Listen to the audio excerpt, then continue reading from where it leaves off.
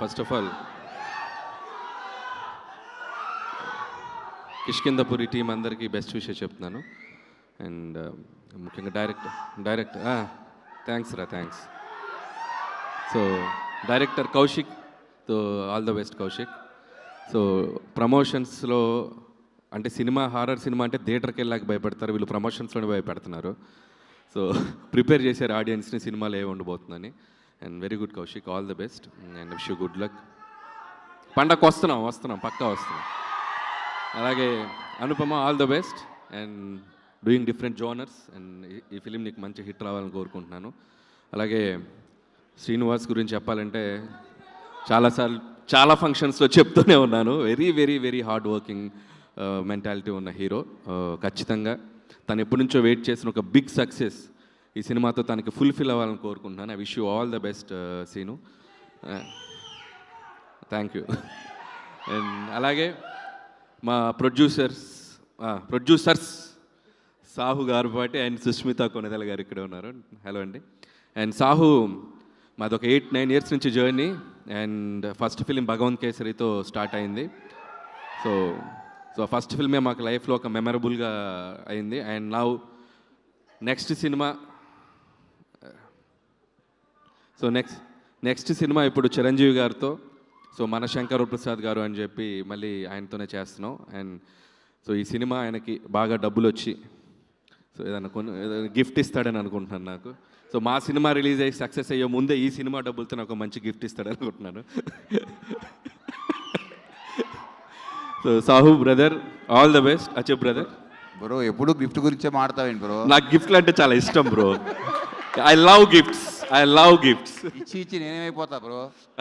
ఇచ్చి నేనేమైపోతా ఆలోచించావా? నువ్వు ఇవ్వాలి బ్రో, నన్ను బాగా చూసుకోవాలి. అంటే గిఫ్ట్లు ఇచ్చే అంత పెద్ద హిట్ అవ్వాలని కోరుకుంటున్నాను. Thank you bro. వచ్చి కొద్దిగా ముందు రిలీజ్ చేయకూడదు పెద్ద,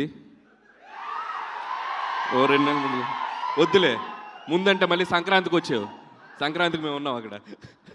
so all the best Buchi, we are eagerly waiting for Peddi. And thank you. And so that's all team అందరికీ.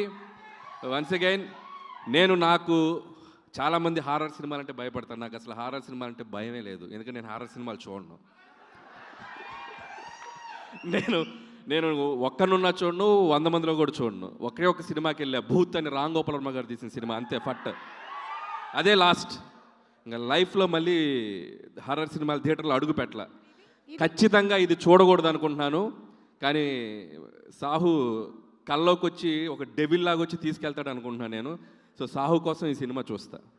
So I'll try. సో మీరు చెప్పకనే చెప్పేశారు మీకు హారర్ సినిమాలు అంటే భయం అని. చాలా ఇష్టం, అందుకే చూడండి. ఇష్టం కాబట్టి చూడరు. అలాంటి ఇష్టాలు వేరే దేని మీదైనా ఉన్నాయా మీకు? అంటే భయాలు అలాంటి ఇష్టాలా?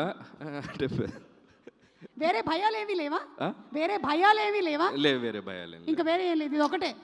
సో కిష్కిందపురి అయితే చూడబోతున్నారు మీరు? తప్పదు, చూడాలి. ఓకే. ఎందుకంటే మా హీరో. సరే గిఫ్ట్ ఇస్తానని అడగ, చూద్దాం. ఇప్పుడు సడన్గా దయ్యం మీ ముందు ప్రత్యక్షం అయ్యింది అనుకోండి, నేను కాదు దయ్యం పాట పాడమని అడిగింది అనుకోండి, మీరు ఏ పాట పాడతారు? దయ్యం ప్రత్యక్షమై పాట పాడమంటే? దయ్యం ప్రత్యక్షమై పాట పాడమంటే? దయ్యం ప్రత్యక్షం అవ్వదు, అది తిరుగుతుంది అక్కడే పక్కన తిరుగుతుంది. yes like this. 2 ఆప్షన్స్ ఇస్తుంది దయ్యం.